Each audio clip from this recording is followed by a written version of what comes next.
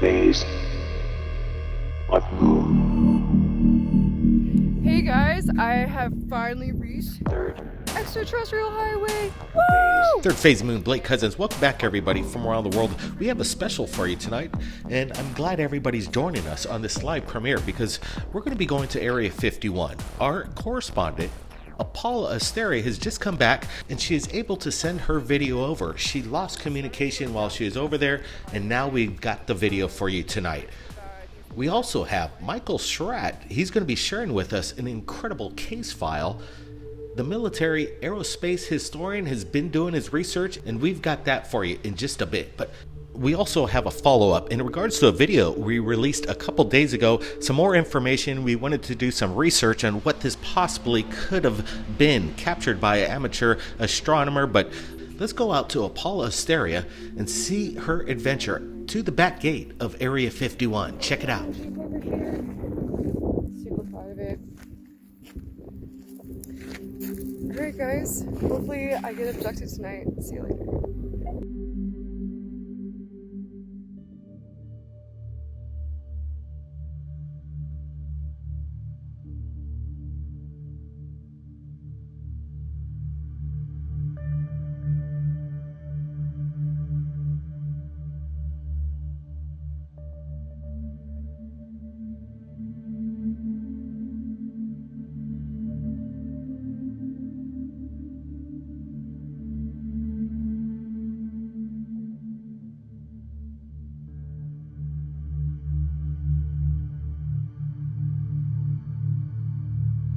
So we are finally almost at the gate of Area 51, just left Ailey in, which was right around here. And we came and turned down here, down this dirt road right here, and we are coming up to the back gate. So it looks like on this map, so they gave us this map at Alien. This whole area is Area 51. We're coming in here. Here's S4 and Groom Lake's over here. So I thought you could maybe even get close to these areas, but this whole area right here is restricted. And I'm guessing this right here is like the mountain range that's over there. You want to point that way for a second. That mountain range right there. So yeah, I think, I don't think we'll really be able to see any crafts because I think the craft, is flying behind the mountain range. That's probably when they test it, I'm assuming.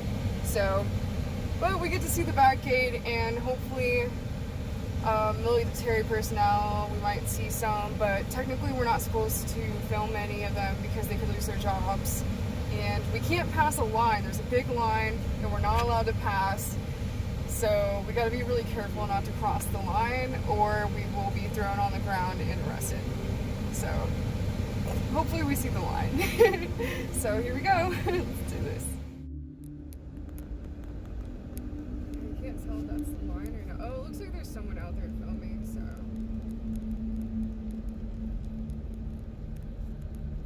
Just trying to be really careful.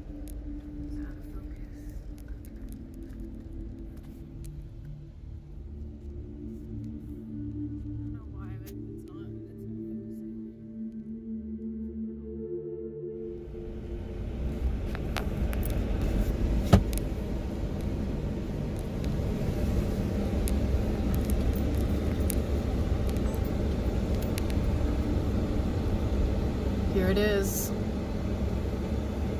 The Gate of Legend. Alright, you guys, we are here. We have finally arrived. I don't know where the line is exactly. I'm guessing it's just this railroad.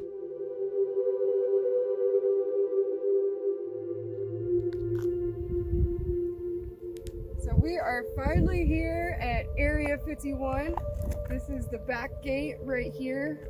They said that there's a line that you can't cross. The lady at the little Ailey Inn told me it's this little railroad gate right here. So this is the facility. We're here.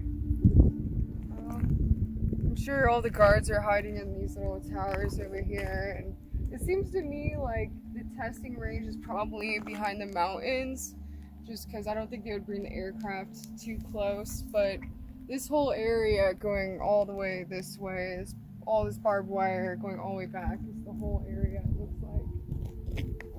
So, unfortunately, no aliens here. Don't see any military people either. If I pass this line right here, though, if I pass this line, I would be thrown on the ground and arrested. So, I'm gonna make sure I don't do that. But I really wish I could go in here and film for you guys. I wanted to try to interrogate a military person.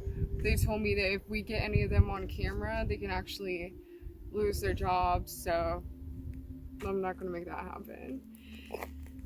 So it's good to be here, you guys. Hopefully I can get some more UFO footage along the journey. Hey guys, just doing another little take here. I didn't notice these little camera towers up here. I wanted to catch that for you guys. So I'm assuming there's probably guards in this little shack right here, but they don't want to come out and mess with me. So it's funny, it almost just looks like a construction zone over here. But yeah, looks like there's these little cameras up here, or over here is where the camera is. And they're probably, there's people on the other side of the camera watching, wondering what I'm doing right now, probably laughing at me and my beautiful alien Jeep. So, finally made it, you guys. Hopefully I can catch some more UFO footage on this journey. Maybe catch a little craft somewhere. Back to you guys. Alright guys, we are sitting here at the Little Ailey Inn. It's the closest hotel to the gates of Area 51. We actually just finished going to Area 51. And I'm here with one of the workers at the Ailey Inn, and they say that apparently military personnel come here a lot. Do you have anything to say about that? Not much I can say on it. I don't know what they do or if they're coming or going. I mean, this is the closest place that people can really stop, like the only place really around. So, do they come here and stay here, or will they just come here and get some food every once in a while? Oh, they definitely stop in for lunch all the time. Yeah. Sometimes they just stop and stretch their legs. What's their like vibe? Like, do they like, are they like, you know, do they look like top security, like kind of intimidating, or do they just kind of, are they just kind of chill or just don't say anything?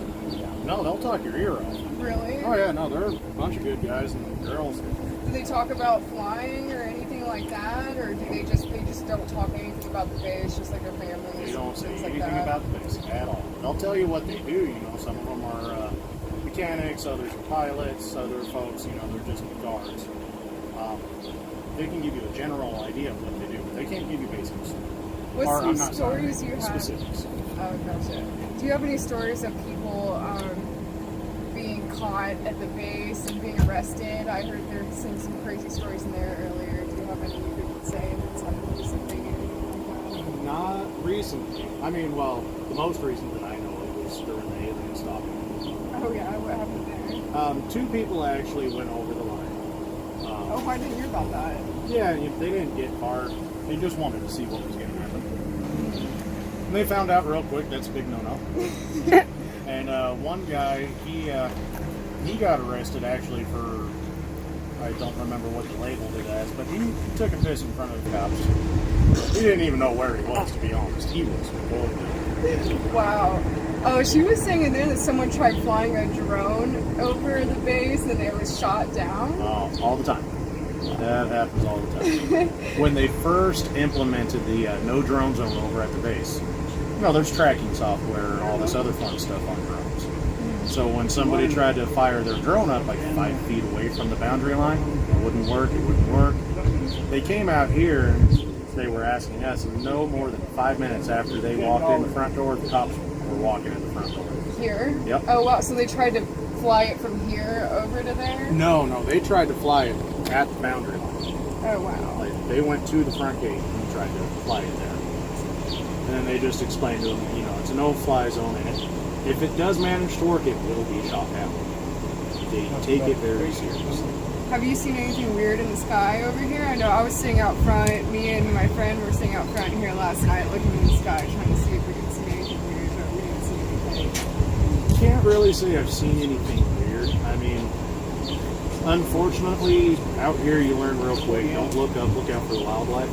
Yeah, It I sucks noticed when that you last smoke a night. deer I cow. almost hit like 5 deer, 10 cows, and 2 rabbits on the way here last night. Ah, the hell with the rabbits. They breed like mice in the city.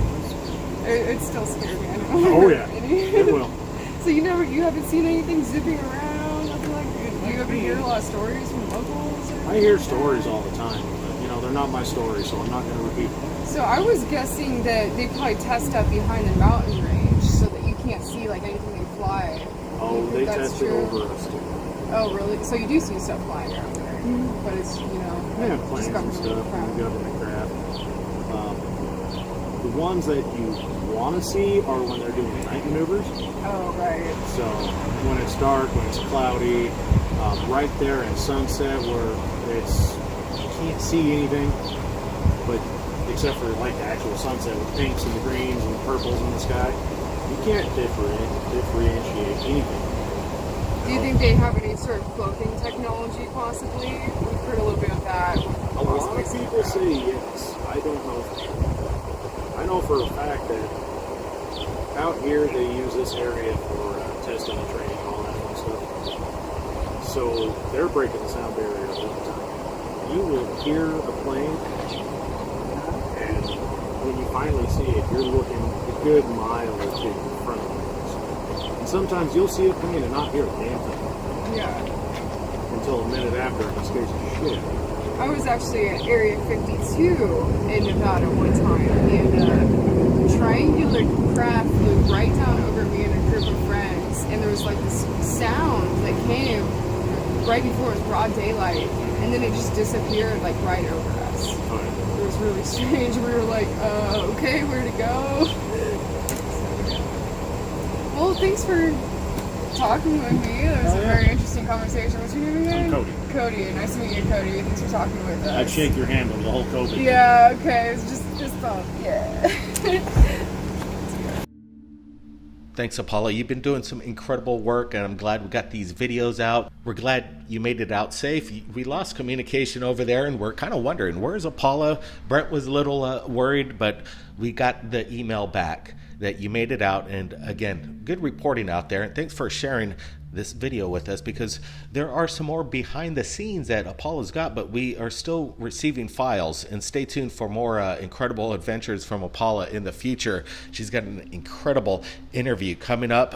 We're just going to have to let you know on that, but it's a big one. Now let's get out to the historian in aerospace military assets, Michael Schratt.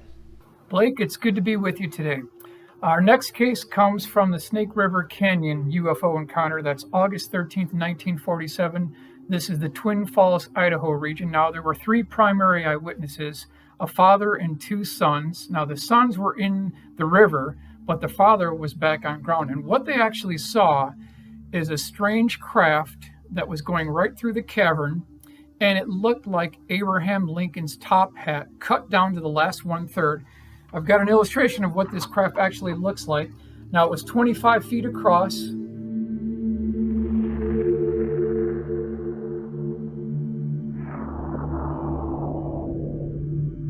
It was about 10 feet thick, and the outer brim was about 1 foot thick.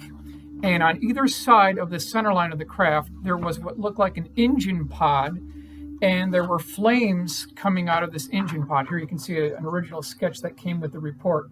Now, these flames did not look like flames of a campfire. They actually looked more like the flames of a welder's torch. Now, as this thing went by, the primary eyewitnesses stated that it pushed the trees sort of to the side, but not like an airplane would, kind of going by, but more like what a vacuum would do.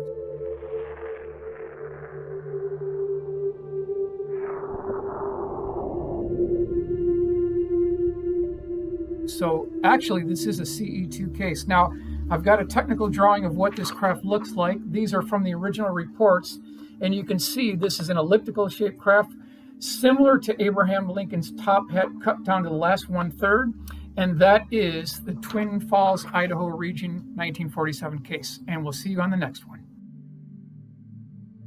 Incredible reporting coming in from Michael Shratt. I love this case file that he brought up, and it was in 1947. So it is very interesting that it was within the same year of the Roswell crash. And if you ask me, this thing looks like it could crash. It looks kind of conventional. It's interesting that the eyewitness said that there was a slight swishing sound as it accelerated. He speculates that it was some kind of atomic energy as its power source. But again, this looks a little creaky if you ask me, that maybe this is the culprit. This is what crashed at Area 51. Is it one of ours, or is this reverse engineered using this Roswell debris? Brent, what's your thoughts? Yeah, looking at this craft, it kind of matches the times of old films from the 1950s, kind of recreating these looks of eyewitness accounts of what UFOs look like. It definitely looks dated, and I actually like this thing. It has a slick design, and it's very cool. What I like most is that we have Michael sharing these unique case files, and this one comes from the United States Air Force Project Blue Book. So we're getting reports from the government itself. Michael's doing a great job. What a great asset to have to the team. Absolutely, Brent. Michael's got an incredible amount of information, and he's going to be sharing it with us right here at Third Phase of the Moon. So make sure you hit that subscription button and notification bell to get notified when we do these live premieres. Now we got Rich Giordano from Goof on Radio. He's got an update in regards to the UFO that passed in front of the moon, or what is it? Rich, what do you got? All right, so I did a little research on that moon contrail UFO video from yesterday. Very interesting. A lot of people are saying it looks like a contrail. I say, no, it's not. I don't know. Well, it isn't. Well, listen, I did a little research on it. I looked at thousands of pictures today, several videos, and I couldn't find anything that matched the rigidness and the stability of that contrail, we'll call it that for now, behind that what looked like an airplane of some sort. And then I'm thinking, wow, this video is, wait a minute, plane at 35,000 feet would go super fast by the moon. It wouldn't just slowly go through the moon. It would be zipping through it. I know, I've recorded them at 35,000 feet passing in front of the moon. It only takes a few seconds. So this must be a lot higher. Possibly in space, possibly right at the edge. Maybe it's Space Force. So I did a little digging around because that rigidness didn't make sense to me. Well, through a friend of a friend of a friend, someone who worked in the DIA and worked with satellites and mid-level pre-Space Force programs as well as NASA, which, by the way, he says now are all under the control of Space Force. But he said it looks like it could be a Space Force experiment going on. Not 100% knowing for a fact that's true, but something at that altitude wouldn't take, it would take 4 or 5 seconds, maybe 20 seconds to go past the moon because it's so high. It's not close enough. So he said it could also be an experimental filament cable that's very porous that the plane or whatever could be pulling behind it. And it's gathering information, radiation, that particles that are coming from space or leaving Earth, and anything else that it's designed to take a look at. So it could be that porous cable, filament cable, gathering data. I don't know. I really don't. But there was the tether incident with the shuttle back in the 90s. And it kind of reminded me of that. Remember when it broke away and all the weird objects were floating around it? Is it that? I don't know. I think this might be an experiment by Space Force. We just happened to catch it. Luckily, the moon was at the right place at the right time, and so was the witness. Interesting. Brent, what's your thoughts on the investigation that we just did in regards to this video of something crossing over or under the moon, captured by this astronomer? We're looking at it, and now that Rich did some research, and we were kind of giving Rich some direction on how to look, because the way this focal capture is of the moon, pretty much taking the whole frame of the shot of the moon in its full capacity, and this thing coming across, it would have gone by in a matter of seconds. This thing took forever to traverse from one end to the other. Brent, what's your thoughts on this? How high is this? Yeah, Blake, we actually sent this image to a couple of our friends in the field, and they gave their opinion, and I'm kind of on the same page. What we're looking at is something in the stratosphere, something so far up that it's giving that focal length, and this thing's huge, whatever it is. What I'm thinking, these are experimental craft that's being activated as we speak in the skies, and technology is showing itself that we've never seen till now. I'm thinking the Space Force and their unique way of producing these high altitude craft is possible. Some people might say these are experimental hybrid balloons, and that's a possibility. It could be one of ours. Yeah, absolutely. I reached out to Corey Good, and I wanted to get his opinion. He's got some connections out there. I emailed him the video link of this video that we're looking at right now, and Corey Good got back to me within, I would say, 10 hours with this. I'm going to give you a little bit of what he said. I can't give you the full details, but he says he shared it with somebody that worked in the DIA, and he was involved with the satellites at a mid-level pre-Space Force program as well as NASA. So this insight comes from a pretty much expert, and he says that it looked like it was mid to upper atmosphere. He said he's seen very similar videos of experiments being dangled from classified hybrid weather balloon platforms, retrievables and reusables. So he's basically stating that it's a classified hybrid weather balloon program. As we stated, we thought that this isn't any kind of contrail or anything like that, that it was dragging or pulling something in the sky. And he also says that it looks to have 4 propulsion systems on them spaced out, much like propellers on a drone, but no super exotic technology. He says not super exotic technology, but highly classified nonetheless. This is coming in from a guy that worked in the DIA and worked with NASA. So this is kind of the report. It is something high up. It is secret, and that's what we captured, and that is great reporting. Wow, people in the chat are going crazy, and that's why we do these live premieres. We want to get people's opinions of what they think they witnessed, what these stories are all about, some opinions that they may have, and also if they've seen anything like this in the world, because I know people out there watching right now. The reason why you're here is because you witnessed a UFO for yourself. So don't hesitate.